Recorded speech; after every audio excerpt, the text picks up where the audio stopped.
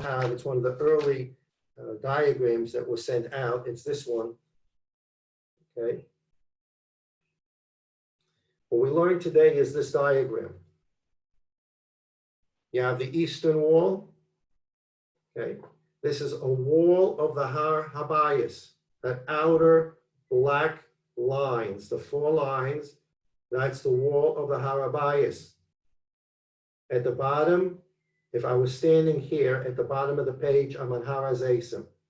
I'm looking now from east to west. One door, one gateway in the Mizrach, Shushan Habira.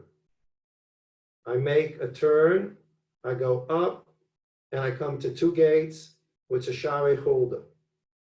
I keep on going, I make a turn, and I get to the western gate, and all these are in your foot. I get to the western gate, and all these are on the footnotes in your picture at the bottom, and that's Tevunos. And I keep on walking, and I make another turn, and I get to the last gate, which is on the northern side, Teddy. And all this area is called Har Habayis. This area is called Beis Hamikdash. The Kedusha of the Har Habayis is different than the Kedusha of the Beis Hamikdash. And inside the Beis Hamikdash, there are different levels of Kedusha. So here, outside this wall is what we call, for today, we would call it Jerusalem, okay? We call this Jerusalem, okay? Inside the wall is the Har Habayis. We saw in the picture earlier today that people lived outside the southern wall. That's the city of Yerushalayim itself. Then you get to the wall, which breaks and separates Yerushalayim from the Har Habayis. You enter a gate, and now you're in Har Habayis. On the southern side, you have a lot of room, which we explained. On the eastern side, you have less room. On the northern side, you have even less room. And on the western side, you have even less room. So the amount of space that existed around the Beis Hamikdash on the Har Habayis, most empty space of Har Habayis is south, then comes east, then comes north, and then comes the smallest area of the Har Habayis is on the western side. The smallest area between the wall of the Beis Hamikdash and the wall of Har Habayis is on the western side. Okay, we're in the DaAs Tevunos.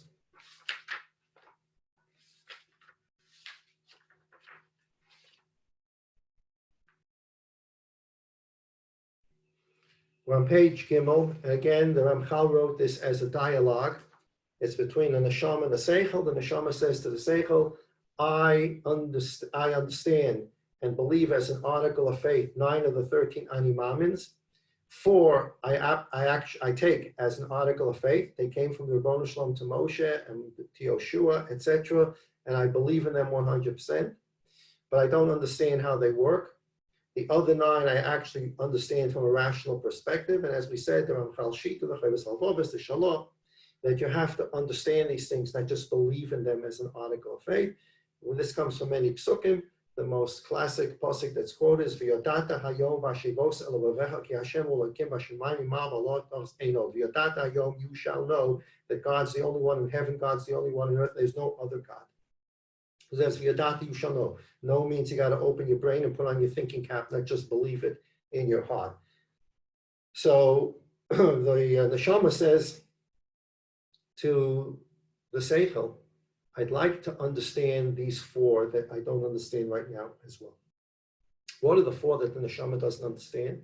Doesn't understand how Hashgacha works. He doesn't understand how Schar V'Onish works. He doesn't understand how Bias Mashiach is going to work. He doesn't understand how Tchias HaMesim is going to work. And the premise of his questions are all the same. I open the window, and it looks like a very topsy-turvy world. The good seem to suffer, the bad seem to be successful. Where is the Schar V'Onish? It doesn't look like there's any hashgacha going on in the world, chas v'sholom. The word that people sometimes use, God forbid, is chaos. The world's in a state of chaos. The world may be in a state of chaos the way we look at it. The world is being run perfectly, systematically, precisely by God. Everything's happened on time, on schedule, as He wants it. leading to great things. But from the human perspective, where is the hashgacha? Where? It looks like, as I always say, the world looks like the teacher or the principal walked out of the room and everybody's doing whatever they want. Fights are starting, bullying is starting, spitballs are starting. It doesn't look like anyone's in control of the room. And it doesn't look like anyone's in control of the world. Everybody's doing whatever they want. Seems like it's a survival of the fittest, chas v'shalom. So this is why the neshama says, I believe there's such a thing as hashgacha. And I believe God's running the world, but I don't see it. I'd like to understand how it's possible for the world that I exist in to have hashgacha pratis. I'd like to understand how that hashgacha pratis leads to a world where there's reward and punishment. Where? And of course, Bias Mashiach and Tchias HaMesim, which are forms of reward, I don't understand that at all, because in the life that I live, in the window I look out, I don't see schar v'onesh. So how would I understand this great schar of Bias Mashiach and Tchias HaMesim, which no one's ever seen altogether? At least in this world, we live in this world, we see this world, and we have questions on schar v'onesh. You want me to believe in the schar of Tchias HaMesim and Bias Mashiach? No one's even seen that yet, so how would you understand it?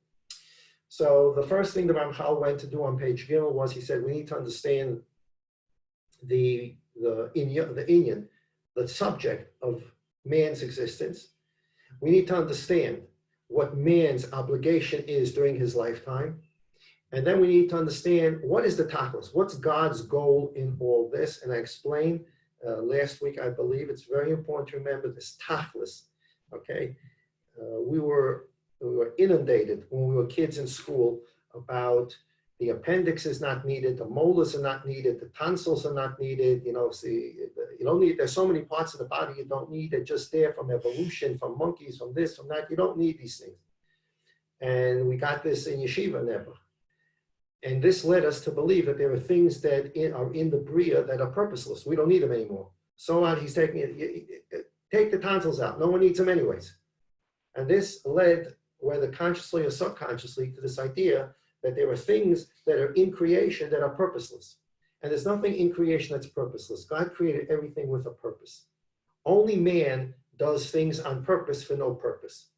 Okay, so we gave an example last week. A person goes on vacation. What's the purpose of going on vacation? The purpose of going on vacation, not to have any purpose. You spend your weeks and your days and your months on, you're working, and you're working very hard, and you have a job. So you go on vacation. What's the purpose of going on vacation? To chill out. The purpose is you don't want to have any purpose. You don't want to have a schedule like we're all enjoying right now. I mean, people have talked about it. These 9 o'clock Mepesed Minyanim. So I spoke to someone a couple of days ago. He said, yeah, this is unbelievable. It's like living in a hotel for 6 weeks. Minyan is at 9. Breakfast is at 10. You start your day at 12. Mamish living in a hotel. So we also need to get back in a schedule where the day starts at a normal hour. We can become more productive. But we go on vacation because we want to get rid of all those purposes. I don't want to have to do the laundry, and I don't want to have to go to work, and I don't want to get telephone calls. I don't want to have to answer anybody. All the things that I do that gives purpose to my life, I'm going on vacation now. The purpose of my vacation is not to have any purpose at all. I just want to chill out. God never goes on vacation, and therefore everything he does is always with a purpose. So we need to know what is this concept of creation, specifically man. What is the duty of man now that he's been created? And what is the tachlis of all this? What's God's purpose in all this? So the Ramchal said in Siman Yudalid, the first principle, the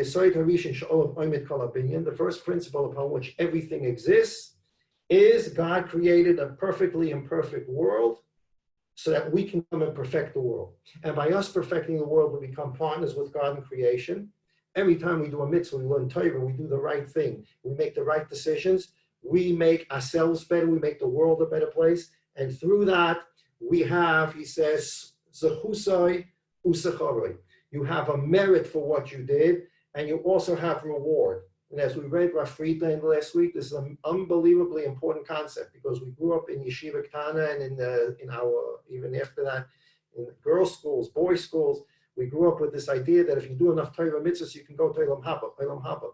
The reward for Torah mitzvahs is Olam Haba. The Ramchal teaches us that the reward for mitzvahs is not Olam Haba. Olam Haba is a place a person goes to when he did so many Torah mitzvahs and he perfected himself to a certain level. He gets to go into this perfect place. It's a card. People go to the airports. They have 6-hour waits. Nobody's going to the airport now. People have 6-hour waits between flights. So the miskanim sit in those uncomfortable chairs waiting for their flight. And then there's certain people that have these cards. They can get into the club, the Delta Club, this club, and in there they have these comfortable chairs and recliners, and they have food, and some of them even have, you can take a shower, all kinds of things. But you have to have this card. This card says you can get into the club. The Ramchal calls Olam Haba the kibbutz. It's the kibbutz. It's a special gathering of shleimin. It's a gathering of people who have perfected themselves. What do you do with people who perfected themselves? You put them in Olam Haba. That's the place that they go. That's not the schar. The schar for doing a mitzvah is like we say in Pirkei Avos, schar mitzvah, mitzvah. Listen to the words. The reward you get for doing a mitzvah is you did a mitzvah. And as we explained last week, it is incredibly important to understand as we walk through life. You go to a doctor. I was at the doctor today because my leg hurt me. So he told me do this, he told me do this, he told me do this. And after I'm finished, I say thank you. Okay. But I don't say to the doctor, now that you made me feel better and I know what to do, give me 100 shekel. Why would the doctor give me 100 shekel? Because he made me feel better. I became a better person physically, and now I'm asking him for money. The Rebbeinu Shalom gave us Torah mitzvahs, the Ramchal says. Through these Torah mitzvahs, we become better people. We become better to ourselves, better to our spouses, better to our children, better to our neighbors, better to the community, better to the world. So now that you became a better person spiritually, you turn to God and you say, no, where's my Olam Haba? Where's my paycheck for becoming such a good person? What do you mean, what's your paycheck? Look at yourself. Look at yourself. Aren't you happy that you're a better person? What bigger schar can there be that I gave you the tools to become a very good person? Now people like you, and people enjoy you, and your family enjoys you, and you even enjoy yourself. And now you want me to pay you for that? I gave you such an unbelievable thing to make yourself a better person. Now you're a better person, so what do? You're a better person. So the Ramchal says, Zeh zechusai uschara. When a person makes the right choices and helps to perfect the world, it's a merit for him, and that merit is his zechus. He was zeicha in it. Why? Because he did it himself. And that's the little subject we're going to start talking about today, doing things yourself. You do it yourself, you feel better about yourself. And this comes through choices. Olam Haba, different thing. Olam Haba, once a person made so many good choices in his life, became a better person, a perfected person, he can go into that club called Olam Haba. He gets that kartis. He can go into the Olam Haba club. That's not the reward. In the Olam Haba club, there's something called Nene Mizif Hashchina, but that's a whole separate subject. But getting to Olam Haba is through the Shmira of Torah mitzvahs and perfecting yourself. So now the Ramchal says this. Amra HaNeshama, the Neshama says back to the Seichel, this is the bottom of page Gimel, page 3. Zeh Yisoid Shekrelo Pinis Rabbis. This is a fundamental principle that includes many, many ideas. Rehini Mamtenas L'Shmoyim Ativna L'Yodazeh. And I'm patiently waiting to hear what you're going to build on this principle. Because right now this is such a broad principle that Olam Haba, you start with man was created to perfect himself. God created a perfect world that we can perfect it, and we perfect it by making choices, bechira, and through those choices we get merits and reward, and then we go to Olam Haba. It's a lot of ideas. And right now, I just want to hear what you're going to build on these ideas. And when you build up all the ideas, I will understand retroactively what is in these general principles. However, the Neshama says, I want to ask you one general question. Hayesh tam, is there a reason? Lama ratza haratza ha'elyon b'davas. Why did God will? Why did he want to create a world? Now, God, we have to get past this. This is a very important concept. God is not a mukhrach. There's nothing God has to do. This is a principle he's going to talk about later in the Sefer. God is not a mukhrach. He doesn't have to do anything. He doesn't have to keep the world going. He doesn't need the world. He doesn't have to have the world, doesn't need it. But he has a will. The world wasn't created because he needed it, and it wasn't created because he had to. It was created because he willed it. The question is, why did God have this will? What is God's will about that he wanted to have a world? Tezayin, Amra Seichel, Hatam Pashut Vutoli B'Tshuva Shel Acheres, Shehi Lo Merotz Nabor Baruch Hu Livro Nevoid. This is the question we just mentioned. Why did God want to have creation? Amra HaNeshama Toshit Ataliv L'Chamil Shalit Havai. The Neshama said, okay, can you give me an answer to all these questions? The first set of questions about God created a system whereby you do things and it's your merit and it's your reward. And then God created the system where he willed creation. Can you give me an answer that will encompass these questions? We're just going to read a few lines. I'm going to go into this more deeply tomorrow. Amar Seichel, the Seichel said, we need to know that God is perfectly good. There is no such thing that God does anything bad. He's a tzur tamim polit. And God's will was that because of his quote unquote goodness, we're not talking about inherent qualities in God. Wipe that out of your brain system. We never talk about inherent qualities in God because then we're talking about God's actual existence, the Metzius of the Baruch Shalom. I say this so many times in shir. If anybody's giving a shir and starts talking to you about who God is, or what his existence is, tune out. Because nobody knows anything about Metzius Hashem. Nobody knows about God's inherent existence, about his wisdom. And the Ramchal is going to talk about all this later. We don't know anything about his inherent existence. What we're discussing right now, as he says, what we're allowed to understand about this, where Friedlander has a long footnote here, which we'll begin to see tomorrow. You have to understand God is Tachlis HaTayv. He is the ultimate in good. Now it's not like talking about a person, God forbid. People are inherently good. They're good-natured. They have good character traits. You're not allowed to talk about that in terms of HaKadosh Baruch Hu. God does not have fine quality traits. He's not good. He has a rotzain to be good. And that rotzain to be good means what? So Rebbeinu Shalom created a rule, the Ramchal says. The rule that God made was that tov, good, doesn't mean you're good. It means you bestow good on other people. It means that you help other people. It means you do good things for other people. That's what tov is. Tov, God set up a rule. What does set up a rule mean? It means that when God was creating the world, not only to create animals and plants and trees and people, he created ideas. He created ideas. Belinet will talk about this more this week, but he created ideas. So for example, this won't make sense to us, but it's the example I give many times. God created the world, and he could have made a rule that a good person is a person who wears brown shoes. You wear brown shoes, you're a good person. Well, that sounds pretty silly. Yeah, it sounds pretty silly because the world was set up in a different way. That brown shoes doesn't make sense to us. We don't care about brown shoes. It doesn't define a person.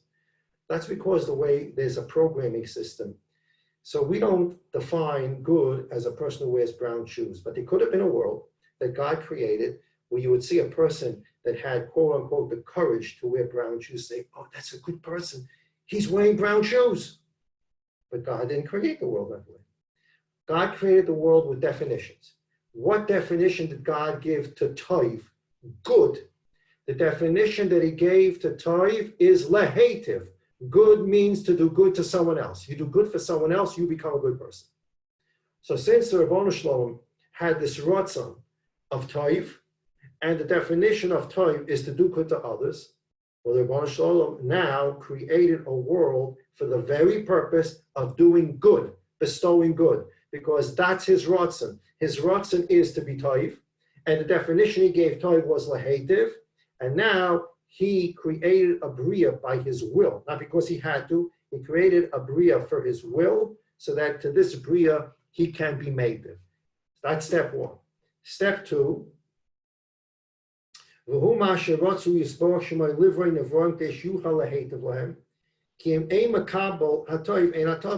under this setting, if there's nobody to accept the good, then you can't do good to anyone. So Rebbeinu Shalom created a bria for which he can bestow good. But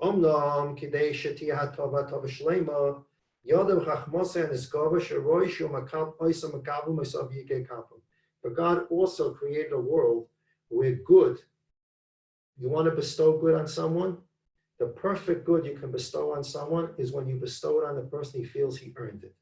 If you're giving him gifts and he doesn't feel he earned it, it's called Nahama de Kisufa, the bread of shame. People don't want to live on handouts. The emotionally stable, the emotionally well-being of a person depends on his ability to say, this which I have, I worked for. That's the way God made man. And therefore, the Rebbeinu Shalom didn't want to hand out lollipops. Then when a person gets good things, he gets to Olam Haba, not only does he get to Olam Haba, but he has a geschmack in his Olam Haba. Because the only way he got to Olam Haba is because he earned the entry card to get there. His work, not a lollipop. The Rebbeinu Shalom didn't say, everybody come. Let's open the doors, let everybody in. It doesn't work like that. So you think that the people that can't get into Olam Haba, it's a terrible thing. It is a terrible thing. But if everybody got into Olam Haba, it'd be a worse thing. Because that means nobody got in because they earned it. Everybody, it's just a free thing. Whether you earned it or didn't earn it, everybody come in. So the only way Olam Haba has any meaning is if there's an idea that you earn your way in there. You have to earn your way. And now when you get in there, not only did you get in there, but you can sense the fact that you actually worked during your lifetime to get there. Nobody will be ashamed when they get this good thing. Like a person who gets stuck and he feels bad. People need to understand that the Rebbeinu Shalom created a world where man has an emotional, healthy need to feel that which he has, he earned. And he's not getting it through tzedakah. Never, there's a world out there now, there's so many people need tzedakah. There are things that happen in the world that changes the world, things erupt in the world. People change, situations change. A person needs tzedakah, and there's a mitzvah in the Torah to give people tzedakah. But we're giving tzedakah, and accepting tzedakah becomes a shita in life. I live off tzedakah. That's my panosa. My panosa is I live off tzedakah. We're talking about not emotionally well type of living. The Rebbeinu Shalom set in the bria a person, the real type, and a lot of people don't want to hear this. They don't want to hear this. That's too bad. But the way the Rebbeinu Shalom wants the world to exist is people should work towards that which they get, and then they'll feel good about that which they earn because they work towards it. And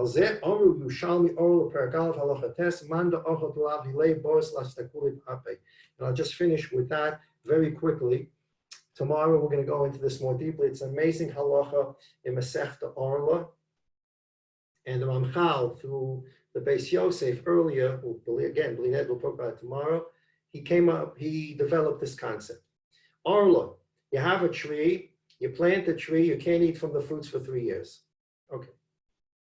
There's such a thing called grafting. It's still done today, I believe.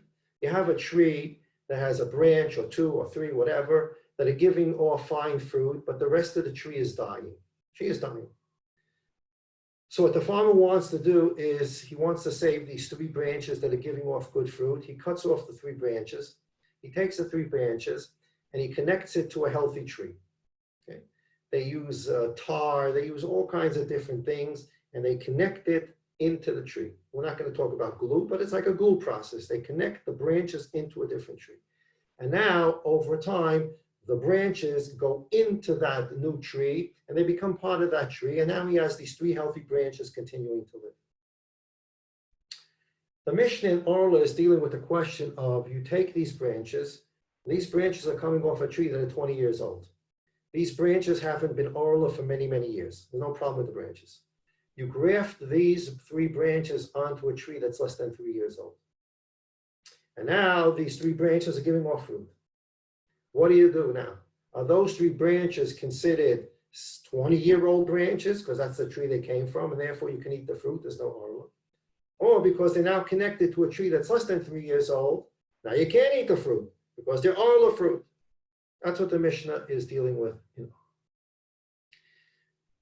So the Yerushalmi says an interesting rule. Mishnah Yerushalmi say an interesting rule, which makes no sense on the surface.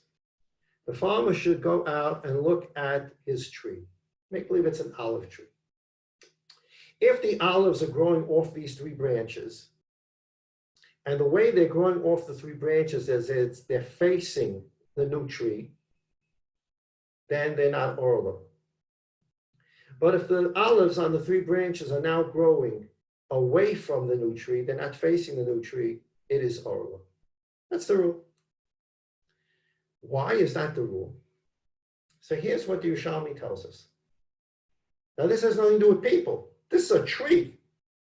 But the point is God put this in the Bria. When the olives are growing on the tree, and they're willing to, the old branches are willing, the fruit of the old branches are willing to look at the old tree, that means they're not ashamed of the old tree. They can look them in the face. If they can look them in the face, that means that they're not gaining yanika. They're not gaining support. They're not drawing out of that new tree. After all, these 3 branches are a bunch of strangers. They came from some other tree. They hooked onto this tree. And what are you sucking nutrients out of my tree for? You don't belong here. You're getting stuck. So if the olives are growing in such a way that they're facing the new tree, that means the olives are not ashamed to look at the new tree, which means that there was enough nutrients still in the old branch to create this set of fruits, and therefore they're considered 20-year-old fruits, no orla. But if the olives are growing in a way where they're not facing the tree, that means the olives are ashamed to look at the tree. Why are they ashamed to look at the tree? Because they're strangers. They don't belong here. They came from some other tree. What are they getting from this tree? Stucca. They're getting stucca. The nutrients from this new tree, which should be going to other branches, are now going to 3 strangers that came from some other tree. So these 3 branches are ashamed to look at the tree. So if they're ashamed to look at the tree because they're getting nutrients from the new tree, so they're orla because they're getting nutrients from the new tree.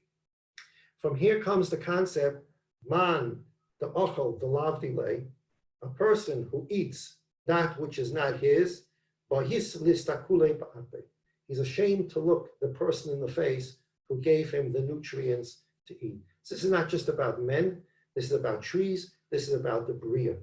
And therefore, when HaKadosh Baruch Hu created the system, this perfect, precise system in which we live, perfect, precise system.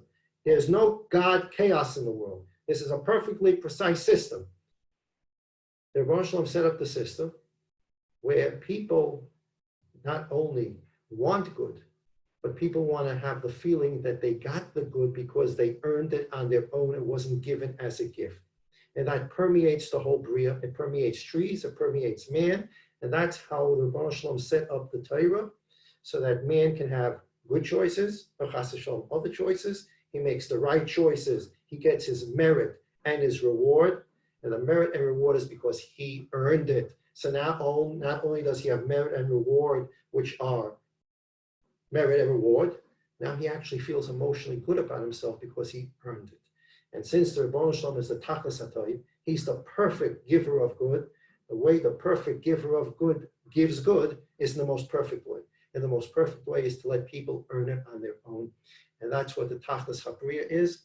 And so far, that's why the Rebbeinu Shalom set up this most perfect, precise system that we're zeichet to live in, even if from our naked eye, from the vantage point of what we call an optical illusion, it looks like the thing is in chaos. It's just an optical illusion. There's no chaos out there. Kadosh Baruch Hu is running the world, and he's taking care of the world. Everybody have a wonderful day. Those Jews that need a refuah should have a refuah. Those Jews that need a nechama should have a nechama. Those Jews who need Yeshuas should have Yeshuas. Those Jews in Chutz La'aretz who still need the Rebbeinu Shalom to open their eyes and their hearts to understand that they're in Golus and they're not home and they need to get out and they need to come home. The Rebbeinu Shalom should open their hearts, their minds, their ears, their brains, so they understand that when the sky's open, it's time to come home. You've been living in an adoptive house for a long 2,000 years. It's time to come home to your real home. I just want to mention quickly, I'll send out the handout. I mentioned the Shabbos HaGoldel Drosha, and I mentioned several times as we've been learning that we should stop davening, that we can go back to shul. We should stop davening that we can go back to the Beis Medrash to learn. All those shuls and all those Beit Midrashos will have wonderful purposes when Mashiach comes. He'll figure out what to do with them. The Gemara Megillah talks about it a bit. They're not going to be wasted. All the hundreds of millions, who knows what, dollars that have been spent around the world for all these beautiful shuls, said Tzanitz Kimin. We'll use them. Well, we have to start davening about not going back to shul, going to the Beis HaMikdash. Start looking backwards. Start looking forwards. And I said this many times. I said in the Shabbos HaGoldel Drosha. Leil Shabbos, I was reading a Sefer Hakitzu V'Rananu, which is the Chalvan Sefer. Chalvan was Mekubal, Zechron Tzadik L'Brocha. He was nifter a little while ago. And in his Sefer Hakitzu V'Rananu, he talks about wake up. It's the wake up Sefer. Wake up and get ready for Mashiach. And I've had the Sefer for a while. And finally, I took it off the shelf. I've gone through some pages. I decided to go cover to cover. So Leil Shabbos, I started reading the Sefer, and I come to a page. I got so excited, I read the page. I woke up my wife, and I had to read the page. The Chalvan says that the time is going to come where we have to stop living in separate houses. He explains it this way. People that are different families. Reuven's family lives in Reuven's house. Shimon's family lives in Shimon's house. Levi's family lives in Levi's house. Separate families live in different houses. And for 2,000 years, we've looked at each other as different families. So every family built a house, right? Adas Yereim, Adas Yisrael, the Shtibel, Kahal Adas Yisrael, Kahal this, Kahal that. Everybody built a different house because we were different families. That's how we looked at each other in 2,000 years. He says the time is going to come where we're going to start recognizing we're all one big family. And if we're one big family should live in one house. And that house is called the Beis HaMikdash. And there's going to come a time, he says, where we're going to thirst to give up the shuls. We're going to want to move out of the shuls. And we're going to want to go to Beis HaMikdash. We're not going to be interested any longer in those shuls that house separate families. We're going to see ourselves as one big family. And the desire is not going to be to go to a shul. The desire is going to be to go to Beis HaMikdash. So as we daven, the shuls are closed. The Rebbeinu Shalom should give us the open-mindedness, the moichin, the godless, to understand that this is not a punishment. As I spoke about, people have this thing, God's punishing us, he's punishing us, he's punishing us, he's punishing us, and that hurts us. Why is God punishing us so much? God doesn't have to be punishing anybody. God is taking the next steps that we can grow into bigger and better things. Yidalach, kindalach, genug. Think about this. You have a choice now. You have a choice. That's what life is about. Choices. Make your choices. And I love you, kindalach. You want your old shuls back. If you daven hard enough for your old shuls back, I'll give you old shuls back if that's what you want. Kindalach, if that's what you want, that's what you want. Or kindalach, did you get the message that it's possible the shuls can close and you can look forward to something bigger and better? Did I Beis HaMikdash and the Harapayas? So everybody's going to make their choice. The Chalvan actually says that this is what's going to happen. And again, we should be zeicha to have these tefillas being this couple, that we should yearn, desire the Beis HaMikdash to be able to be oil regel, to bring korbanos, and Achenu, B'nai Yisrael, B'nai Yisrael, they should be able to come to Eretz Yisrael quickly, speedily, without being forced to come here. They should be able to come here on their own. Meher Yameinu, everybody have a wonderful day. And again, I apologize for being late. I apologize for saying the share standing. I can't sit right now. So everybody have a wonderful day. We'll see everybody tomorrow at 10 a.m. Kol Tov.